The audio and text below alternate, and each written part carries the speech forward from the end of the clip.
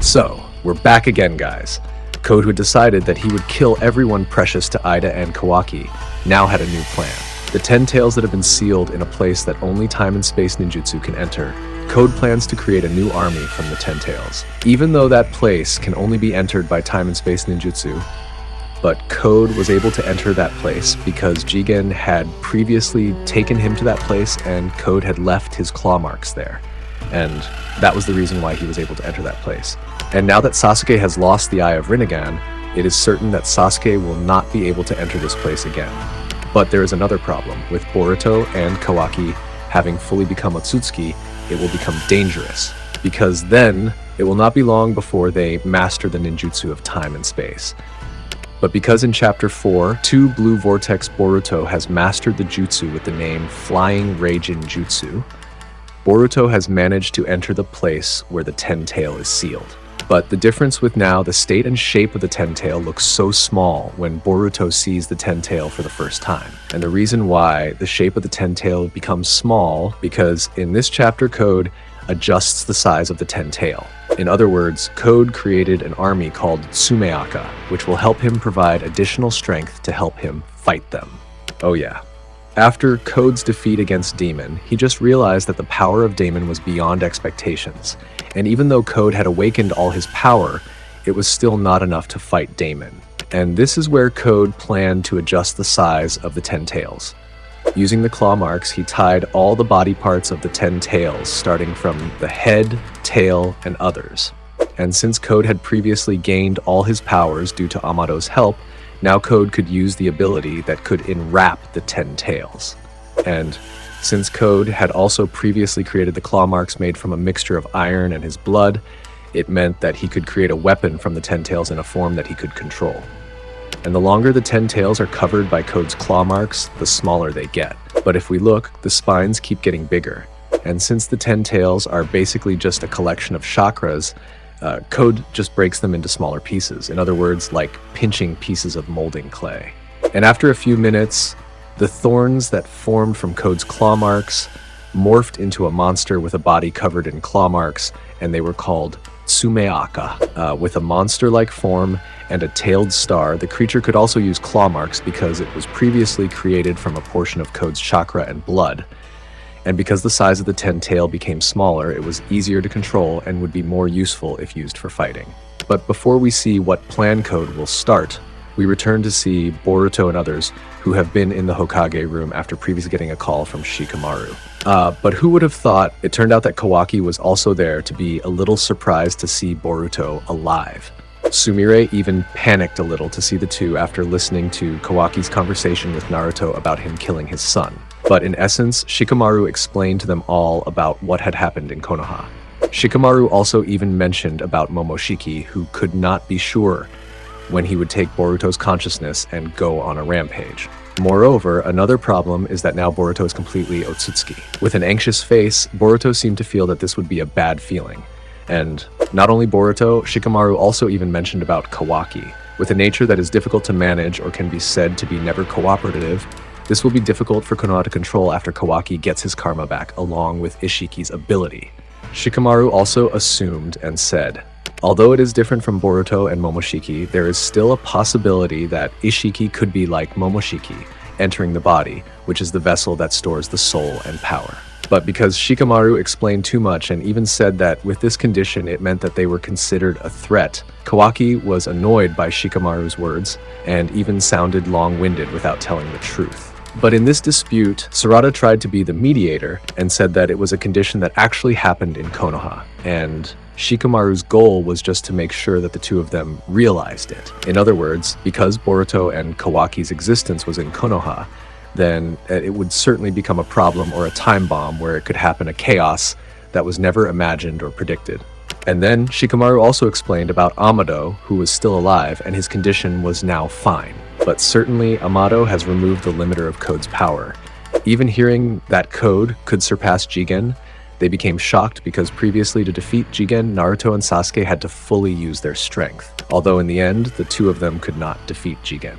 But in conclusion, Although they assumed that the mission this time was to defeat Code, using the power of Otsutsuki that Boruto and Kawaki had, Shikamaru confirmed that this was not the mission.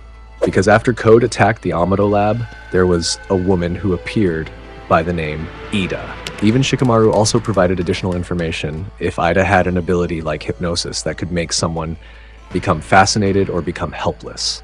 But even though they were initially confused about how to overcome it, while Shikamaru and Delta couldn't, Shikamaru explained that there was a loophole or way to deal with her ability, and that can only be done by someone called an Otsutsuki, because only those who have the ability have an immune effect on Aida's ability, and that means only Kawaki and Boruto can fight or counter Aida's ability.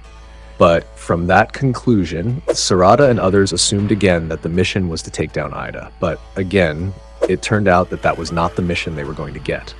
But before Shikamaru explained the truth, we saw Amado and others on a train heading to Konoha, and it was revealed that Aida, who was on the train from the beginning, had spied on Shikamaru's chatter through Senrigan's eyes. Even Aida was curious about what Shikamaru was planning, and yes, from what Shikamaru said, it made the others confused. But in conclusion, Aida, who had previously been Code's partner and helped him gain all his power and become an enemy of Konoha, had broken ties with Code, and that meant Aida accepted Shikamaru's offer to move to Konoha. So actually, in this situation, Konoha is looking for a favorable option, and if it is safe for the village. Because basically, Aida is a strong person who, even with her abilities and power, cannot be influenced by anyone, not even the Hokage. With all her abilities, Aida does not need to follow anyone's orders. And if she wanted, there would be nothing difficult for her in taking over Konoha. In fact, not only Konoha, but the entire Land of Fire, even the world. Aida could do that if she wanted. Although this sounds too much, but that's what Shikamaru said. And in the end, Shikamaru gave a mission to all of them to avoid Aida as an enemy. And more precisely, they had to cohabitate with Aida. But their reactions looked confused and even thought it was a joke. But Konohamaru emphasized that it was serious, even very serious. And because of that, Boruto and Kawaki would cohabit with Aida. Even the shocked reaction was not only theirs to feel, but Aida, who had been spying on them from the beginning, also became shocked after hearing that. And although they still did not believe in what Shikamaru was planning, but Sarada's intuition was so right. In other words, the purpose of Boruto and Kawaki cohabiting with Aida was one of his missions to watch her. With the explanation at the beginning about Aida, Shikamaru said that with the level of risk based on Aida's ability, if supervised by ordinary shinobi, it would be very easy to do voluntarily, even though Aida herself did not intend to do anything. And because only Otsutsuki is not affected by Aida's ability, it would be very appropriate if Boruto and Kawaki were chosen as the people who would supervise Aida. And even though Shikamaru had explained at length, but they still doubted Shikamaru's plan. Even Kawaki also asked what was in it for him.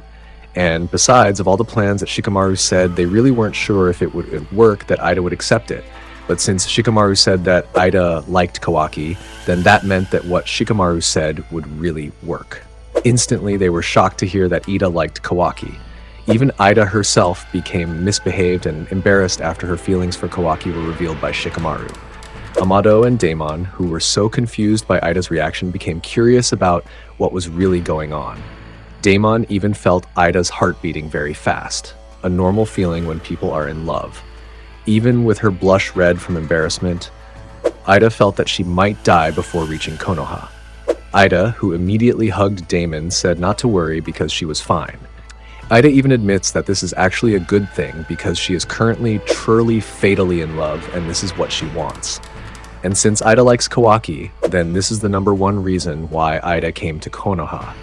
Although Shikamaru does not want to interfere in Kawaki's personal life or feelings, but Shikamaru reminds Kawaki to be careful and behave towards Aida, because basically, the future of Konoha depends on their actions towards Aida. In this situation, Kawaki had to play his part. Despite his haughty and dismissive behavior, he had to give Aida a gentle attitude so that she would not have any ill will towards Konoha. And if Kawaki treated Aida badly, Konoha would most likely be in danger. But since Aida likes Kawaki, Boruto is confused as to why Aida should choose Kawaki. Because basically, with an ability that can fascinate everyone, it would be easy for Aida to make that person like her. With that many choices, Aida can decide and make that person like her. But why would Aida choose Kawaki, who doesn't even have the ability to be interested in her? And yeah, that's right. Sumire's answer makes perfect sense, because even if Aida can make everyone like her, then it means nothing.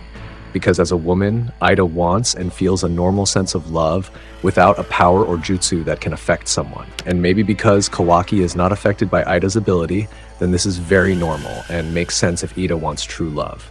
And once again, guys, Aida's ability cannot be controlled by herself, so automatically then everyone can be attracted to her ability. And we can see Aida's response that maybe I think Sumire's answer is very reasonable. And because Kawaki heard that mention that Aida is stupid, Shikamaru'd Kawaki to be nice and not talk bad about Aida. Because with Aida's ability, she can see everything and hear clearly from places they can't see. And because of that, the other Boruto panicked and shocked because he knew that Aida's ability was so great that it even sounded cheating. And once again, if Aida is no longer spying on them, there is a high possibility that she can see an event in the past. Although it is not clear how long this ability can see the past, but basically Aida can see events that have already happened, like a person who is watching a replay recording in a video. And because from the beginning they have let and said about this mission, then that means Aida has known about it. Even Shikamaru alluded to Aida by saying that it's true. Aida? Shikamaru seemed to be talking to Aida, where even though Aida was on the train, and that means Shikamaru already understands if what was said from the beginning, Aida has spied on them. And in conclusion, even though Kawaki had refused and chose to fight Code, Shikamaru said that it was impossible, especially the conditions and location where Code was unknown. And one way to find out was Aida. Even Boruto, who got this mission, felt that this was very annoying because he had to be a mediator between Kawaki and Aida. And if Kawaki and Aida did not meet or establish a good relationship, then it meant that the future of Konoha was in danger. What a complicated love story. Oh my god. And in the end, from the conversation, they all agreed with Shikamaru's plan. But before we continue what happened next, maybe we'll continue tomorrow. Oh yeah, don't forget to like and subs. I'm Nim. See you in the next chapter. Bye bye, Databayo.